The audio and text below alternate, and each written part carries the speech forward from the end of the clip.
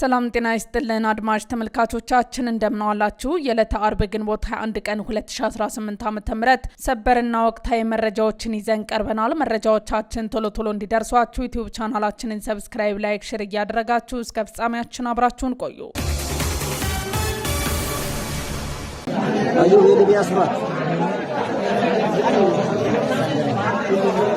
በቅድሚያ ለጥቃት የገባው የጽንፈኛው ኃይል በፈረስ ቤት ተደመሰሰ። የኢትዮጵያ መከላከያ ሰራዊት በጎጃም ፈረስ ቤት ለጥቃት ሲንቀሳቀሱ የነበሩ ጽንፈኛ ቡድኖችን በመደምሰስ ሕግ የማስከበር ስራዎችን አጠናክሯል። በዚህ የመከላከያ ታላቅ ኦፕሬሽን 7 የጽንፈኛው ኃይል አባላት ተሸኝቷል። ይህ በእንዲህ እንዳለ በጎጃም አባይ አካባቢ በተሰራ ኦፕሬሽን በጽንፈኛው ላይ የማያዳግም እርምጃ ተወስዷል። በዚህም በጃውሳው ላይ ከፍተኛ ኪሳራ ደርሶበታል።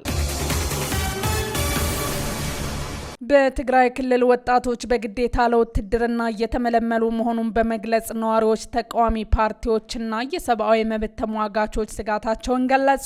በትግራይ ክልል በተለያዩ አካባቢዎች ወጣቶችን በግዴታ ወደ ውትድርና የማስገባት ዘመቻ እየተካሄደ መሆኑን የሚጠቁሙ ሪፖርቶች መውጣታቸውን ተከትሎ ነዋሪዎች፣ ተቃዋሚ የፖለቲካ ድርጅቶችና የሰብአዊ መብት ተሟጋቾች በክልሉ ውስጥ ከፍተኛ ፍርሃትና ውጥረት መንገሱን አስጠነቀቁ። ስማቸው እንዳይጠቀስ የፈለጉ በርካታ የክልሉ ነዋሪዎች እንደገለጹት ወጣቶችን ለወታደራዊ አገልግሎት ለመመልመል የተቀናጀ ዘመቻዎች እየተካሄዱ ነው። ይህ ቤት ለቤት የሚደረጉ ፍተሻዎችን፣ እስራቶችንና የተመለመሉ ወጣቶችን ወደ ማሰልጠኛ ማዕከላት ማጓጓዙን ያካተተ ነው ተብሏል።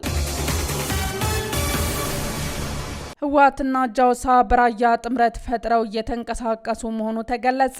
ጽምዶ በሚል ከህወሓት ጋር ጋብቻ የፈጸመው ጃውሳ በቀጥታ ጥምረት ፈጥሮ ከሰሞኑ በአዲስ መልክ በራያ ቆቦ በላስታ እንቅስቃሴ ጀምረዋል። በደረሰን መረጃ መሰረት በምሬ ወዳጁ የሚመራው የጃውሳው ታጣቂ ጥምረት ፈጥሮ ተመሳሳይ ልብስ በመልበስ በራያ አካባቢ እንቅስቃሴ ጀምረዋል። ህወሓት በአማራ ህዝብ ላይ ያደረሰውን የሚያውቀው ምሬ ወዳጆ አማራን ዳግም በህወሓት ለማዋረድ በር ከፍቶ ወደ ተግባር ገብቷል። ምሬ ከህወሓት ጋር በገባው የጽምዶ ጥምረት ህወሓት ወደ አላማጣ ከገባ 11 ወራት የተቆጠረ ቢሆንም አሁን ግን ጥምረቱ በተመሳሳይ ልብስ ተመሳሳይ ባንድ ቀጣና በጥምረት ጦርነት ለመክፈት ተዘጋጅተዋል። ይህ ማለት ጃውሳ ዳግም አማራን ለህወሓት አሳልፎ ለመስጠት መዘጋጀቱን ያሳያል። ጀግናው መከላከያ ሰራዊት የህዝብ ዘብነቱን በተግባር እያስመሰከረ መሆኑ ተገለጸ። ሀገርና ህዝብን ሌት ተቀን የሚጠብቀው ጀግናው የመከላከያ ሰራዊት የህዝብን የመምረጥና የመመረጥ ዲሞክራሲያዊ መብት ለማደናቀፍ ለማወክ የሚንቀሳቀሰው የጽንፈኛው ቡድን አይቀጡ ቅጣት በመቅጠት እያንጫጫው መሆኑ ተገልጿል። በዚህ መሰረት ሀገራዊ ምርጫን ለማደናቀፍ በምሬ ትዕዛዝ ጥቃት ለማድረስ በደቡብ ወሎ ቦረና ወረዳ የተንቀሳቀሰው የጽንፈኛው ታጣቂ ቡድን በጀግናው መከላከያ ሰራዊት በተወሰደበት አይቀጡ ቅጣት ቁርጠኛ እርምጃ ለወሬ ነጋሪ እንኳን ሳይተርፍ እንደ ቅጠል መርገፉ ተሰምቷል። ይህ የሰራዊቱ ድንቅ የድል እርምጃ የጽንፈኛውን ታጣቂ ክንድ ከመስበር ባለፈ ከዚህ በኋላ መሰል ከንቱ ሙከራዎችን እንዳያስብ ትልቅ ትምህርት የሰጠ ሲሆን በዚህ እርምጃ ከ68 በላይ ታጣቂዎች ያለቁበት ምሬ አሁን ላይ በትግራይ መሆን ሆኖ ለሟቾች የሀዘን ድንኳን ለመጣል መገደዱ ታውቋል። በአሁኑ ወቅት ጀግናው የሀገር መከላከያ ሰራዊት ምርጫውን ለማደናቀፍ የሚቅነዘነዝ ማንኛውም ኃይል ሴራ ገና ከጠነሰሰበት ጀምሮ በማክሸፍና ከምንጊዜውም በላይ በተጠንቀቅ በመቆም ሀገራዊ ምርጫው በፍጹም ሰላማዊ መንገድ እንዲጠናቀቅ ታሪካዊ ግዴታውን በብቃት እየተወጣ መሆኑን ገልጸዋል። በተያያዘ ዜና መከላከያ ሰራዊት ስለ ምሬ ወዳጁ አነጋጋሪ መረጃን ይፋ አደረገ። በወሎ ቀጣና ከማለዳ አንስቶ ከባድ ውጊያ መቀስቀሱን ተከትሎ ሰራዊቱ ምሬን የተመለከተ ጥብቅ መረጃ አጋርቷል። ምሬ የሚመራውን ጦር እንደ ቅጠል አረገፍኩት ብሏል። በተጨማሪም መከላከያ ምርጫውን ለማደናቀፍ ሲንቀሳቀሱ ነበር ያላቸውን የፋኖ ታጣቂዎች ላይ ከባድ እርምጃ መውሰዱን ገልጿል። በመጪው ሰኞ የሚደረገውን ሀገራዊ ምርጫ ተከትሎ በአማራ ክልል የሚንቀሳቀሱ አማጺ ኃይሎች ከዛሬ ጀምሮ እስከ ምርጫው መጠናቀቅ ድረስ መንገድ ለመዝጋት ወስነዋል። ይህ ውሳኔያቸው ምን ያህል ተፈጻሚ እንደሆነ ማረጋገጥ ባይቻልም ከዛሬ ማለዳ አንስቶ ግን በክልሉ በርካታ ስፍራዎች ከባድ ውጊያ ስለመቀስቀሱ መረጃዎች ወጥተዋል። በተለይም በወሎ ቀጣና ውጊያ ስለመኖሩ ከስፍራው የሚወጡ መረጃዎች አመልክተዋል። ይህ የውጊያ ውሎ በተመለከተ መከላከያ ሰራዊት የፋኖ አመራሩን ምሬ ወዳጆን በስም በመጥቀስ አጭር መረጃ አሰራጭቷል። ሰራዊቱ በመረጃው በደቡብ ወሎ ዞን ቦረና ወረዳ ጽንፈኛ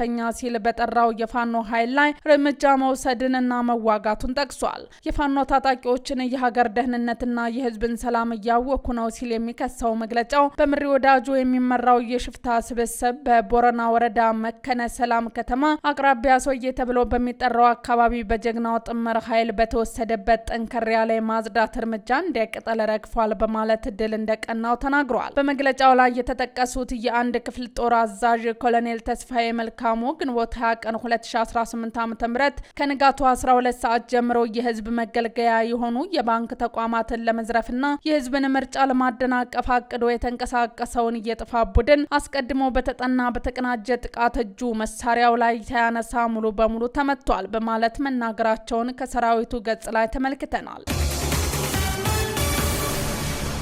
በአማራ ፋኖ የቀረበው የእንቅስቃሴ ገደብ ተቃውሞ ገጠመው። እቀባው ባለቤትና ኃላፊ እንደሌለውም ተገልጿል። ራሱን የአማራ ፋኖ ብሔራዊ ንቅናቄ በማለት የሚጠራው ታጣቂ ቡድን ከአርብ ግንቦት 21 ቀን 2018 ዓ.ም ጀምሮ ለተከታታይ 5 ቀናት በክልሉ ሁሉም መንገዶች ለተሽከርካሪ ዝግ እንደሚደረግ መግለጹን ተከትሎ የክልሉ ነዋሪዎች ቅሬታቸውን ገለጹ። ቡድኑ በመጪው ሰኞ ግንቦት 24 ቀን 2018 ዓ.ም ይካሄዳል የተባለው ምርጫ ተከትሎ ይህን መግለጫ መውጣቱን ተከትሎ ነዋሪዎች በተለይም የተማሪዎችን የገበሬዎችን ልፋትና ድካም ከግምት ውስጥ ያላስገባ እንደሆነ ገልጿል። ቅሬታቸውን ያደረሱን አስተያየት ሰጪዎች ግንቦት 21 ቀን በየዓመቱ በመቶ ሺዎች መንፈሳዊ ጉዞ የሚደረግበትን የጻድቃኔ ማርያም ዓመታዊ ንግስ ክብረ በዓል ለማክበር በርካቶች ወደ ስፍራው ባመሩበት በክልሉ የ8ኛ ክፍል ሞዴል ፈተና ከግንቦት 20 እስከ ግንቦት 21 ቀን 2018 ዓ.ም እየተሰጠ በሚገኝበት ገልጸዋል። ከሁሉም በላይ በመቶ ሺዎች የሚቆጠሩ ህይወት